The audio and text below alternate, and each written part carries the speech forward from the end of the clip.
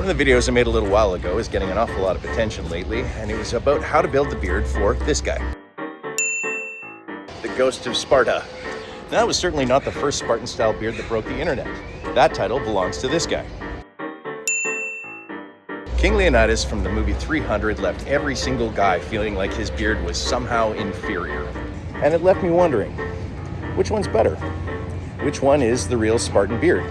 The two are slightly different from each other, even though they are technically ducktail-style beards. And even though that was years ago, I still get a surprising amount of guys asking me how to shape that style. I mean, they're both pretty cool, but to be honest, as somebody that has worked in film and television, I can tell you, most people don't have the density for either of those. In a lot of cases, those are just filled in with powders, sprays, extensions. In the case of an animated character, nobody's beard is actually that thick, or at least very few people. So I asked my buddy Farhan, who works at my shop, if he'd be willing to sacrifice his beard to science so I can teach you guys the difference between this beard and this beard. This should be fun. Let's get into it. My name's Matty Conrad, and I've been a barber for over 30 years. About 15 years ago, I started a barbershop chain called Victory Barber and Brand, and spent most of my time traveling around the world teaching barbers how to be, well, better barbers. I won a ton of awards and have been featured in a number of magazines, but you probably recognize me from being GQ's favorite grooming expert on their YouTube series. Last I checked, that had over 40 million views, which inspired me to start my own YouTube channel, so I could answer all of your questions and teach you some of my best tips and tricks on how to take your grooming to the next level. So here they are. Okay, let's get started. Farhan and I are going to have a little chat about his beard. I always recommend that new clients bring inspiration photos. So here it is. And the first thing out of my mouth when I see a picture like this is, are you sure? So I'm going to walk him and all of you through the changes we have to make to his existing beard to create that Leonidas Spartan shape and how it differs from the Kratos shape. First of all, Leonidas has a much more dramatic slope to the underside of his beard, something that angles more like this. So we're going to have to remove some density from the underside, or what I call the shelf. And from the front, you can see that the beard narrows towards the chin in a slope that looks like this, whereas Kratos' beard goes straight down on the sides and then turns in at a bit of a corner just below the jawbone. Leonidas' mustache is thinner and more lined up above the lip, while Kratos wears a heavier mustache that conceals the upper lip. Leonidas' top line is much lower on his cheek, with a shallow angle towards just below the bottom lip. And Kratos wears his line much higher, with a steeper angle from the top of the sideburn to the corner of the mustache. So in actuality, Farhan's existing beard growth is much better suited to a Leonidas-style beard than it would be to a Kratos version anyway. So let's just go with that. I'm going to get him draped and use a pick to detangle his beard.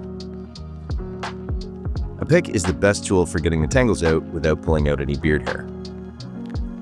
Then I'm going to get him to tilt his head back, which will make it easier to get that steeper drop on the shelf. Then I'm going to grab a hot towel and wrap it around his face so the heat and moisture can reset the beard into a more natural state. I usually do this for about 60 seconds and it's kind of boring to watch, so this is probably a good time for the nerdy stuff. Alright, it's time for the nerdy stuff. Today, we're going to talk about the history of Spartan beards. Ancient Sparta was a militarized society in southern Greece. It existed roughly from the 8th century BC until it was absorbed by Rome many centuries later in 157 BC.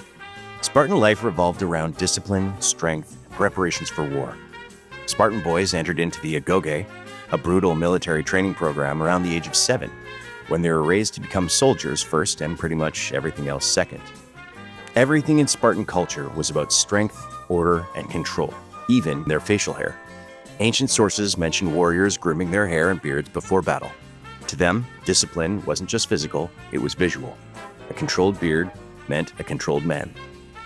Once young men had completed military training, they were expected and sometimes even commanded to grow a beard as a sign of maturity, bravery, and honor. Removing it was even used as a disciplinary measure at times. A Spartan warrior who fled or failed in battle would have half his beard removed to let everyone know of his cowardice. That was until roughly 334 BC, when a famous Greek commander named Alexander decided that there was a tactical disadvantage to having a beard in battle because an enemy can grab onto it in hand-to-hand combat, which was primarily the form of fighting back then. So he famously ordered the whole army shaved, which oddly enough is also why we're called barbers. because the army thereafter employed skilled craftsmen to remove the beards of the military. The Greek word for beard is barba, hence barbers. But we're getting off track. The image most people have of the Spartan beard today didn't actually just come from archaeology. It came from modern storytelling. In 1998, comic writer Frank Miller released the graphic novel 300, a stylized retelling of the legendary Battle of Thermopylae that took place in 480 BC, where the Spartan king Leonidas I and a small Greek force of only 300 Spartans, alongside a handful of slightly less skilled soldiers, held a narrow mountain pass against the invading Persian army of King Xerxes. It is one of the most famous last stands in military history.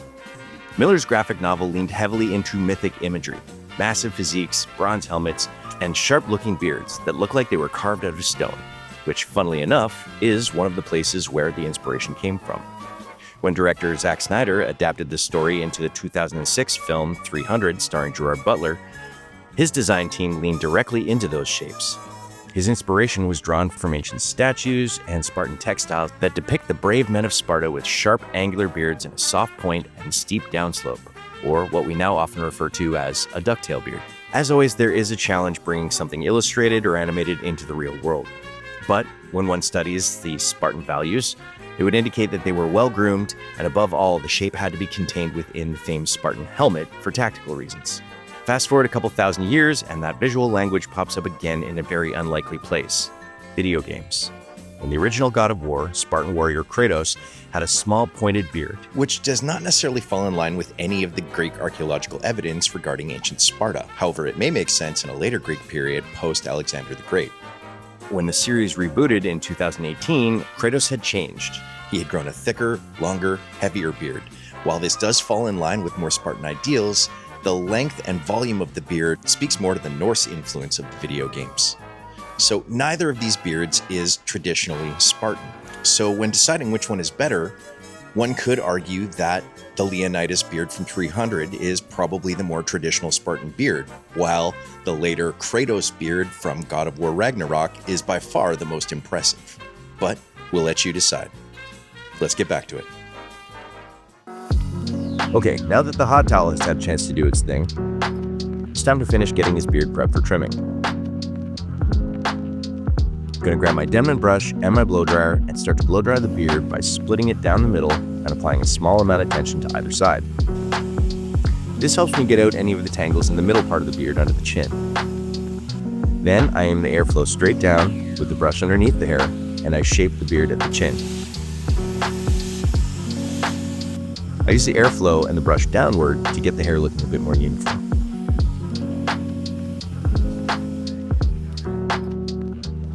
I'm going to start with my Ranger and Scout shaper with a number 3 guard to narrow down the sides. I'll comb the hair down and turn my clipper upside down, running it over the sides going straight down. Leonidas doesn't have a fade on his sides, and this will allow me to maintain an even darkness and density while keeping the sides looking somewhat leaner. Okay, let's do that on the other side. I just want to work through the side panel from the back line to the corner of the mustache.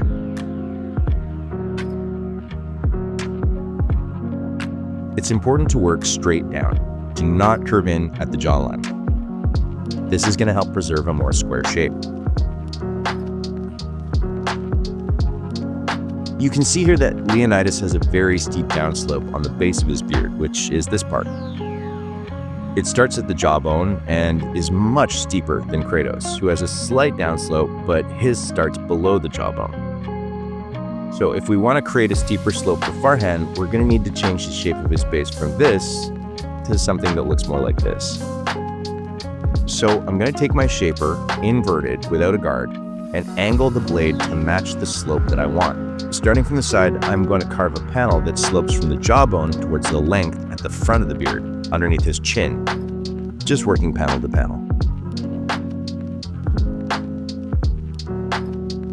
Then I'm going to turn my shaper back to its natural orientation to clean up the hairs that are growing from the neck so I can get a better look at the shape.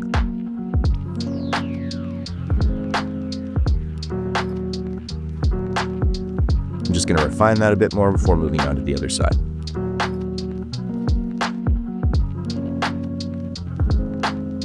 I'll comb through it a couple times to get any flyaways or hairs that are tangled up in the base and clean them up.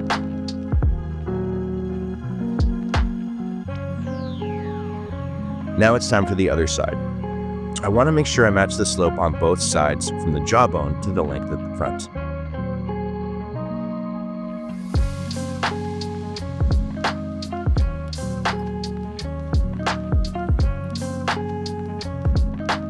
Then I'll get him to lift his chin up as high as he can to connect the two sides, removing anything that's hanging down in the middle.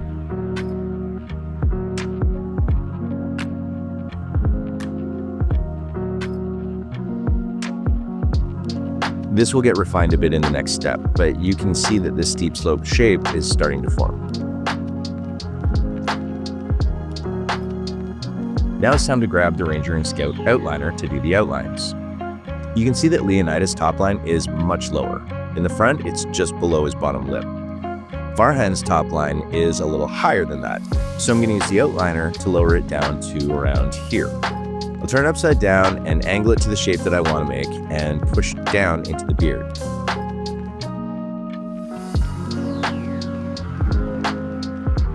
Whoops. Nah, I'm just kidding. That's actually what it's supposed to look like.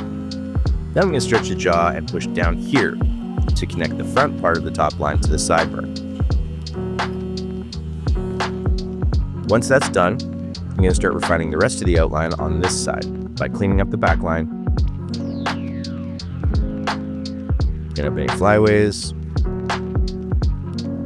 sharpen up the baseline, and shave the hair down close to the neck.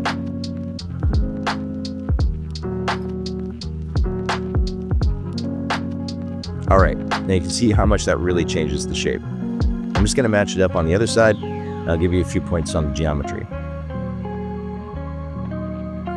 These are all jobs the outliner is meant for. It is a finer blade, which means it makes much cleaner lines and shaves the hair closer to the skin.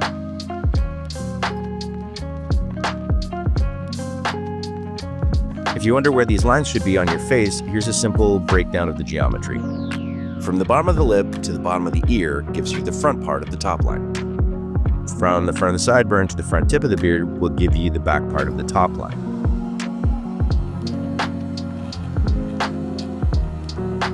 For the mustache, I'm just going to clean up the lip line right at the top of the lip because he doesn't really have a heavy growth up there.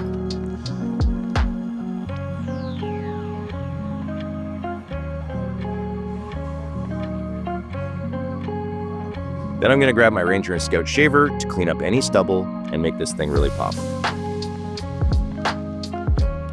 This has definitely become my favorite shaver to use. It's surprisingly gentle for how effective it is and how smooth a finish it actually leaves behind. I have a lot of clients that complain about sensitivity on their neck, even when I've used a lot of very expensive professional foil shavers. And this one really seems to get the best reviews. Smooth finish, no irritation. If you want to pick up any of the tools you've seen in today's video, go to www.rangerandscout.com and find out how you can get this foil shaver for free, as long as you purchase the shaper and the outliner. Okay, time to grab the Victory Barber & Brand Super Dry and polish it up.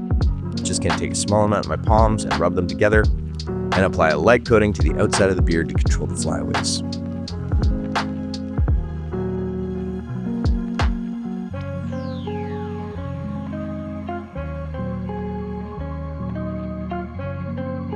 And finally, I'm going to grab my Outlaw 8-inch shear to give it a final polish and get any remaining hairs that are out of place and to make sure that all my lines are nice and straight.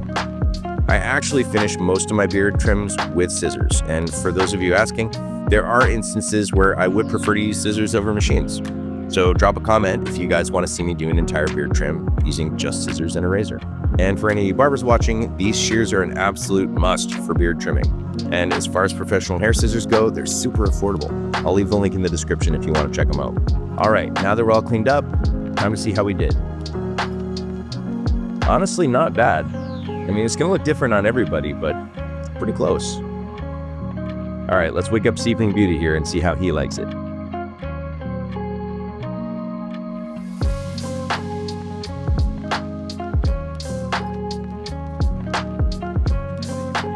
There's the smile. So that's it for the Leonidas beard.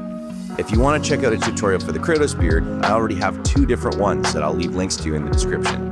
And if you want to know what Farhan thinks of his new beard, It's like exactly like the picture. Yeah. Exactly like the beard, the shape, the lines, everything. Exactly. so tell me which one you guys prefer in the comments. And send me your questions while you're at it.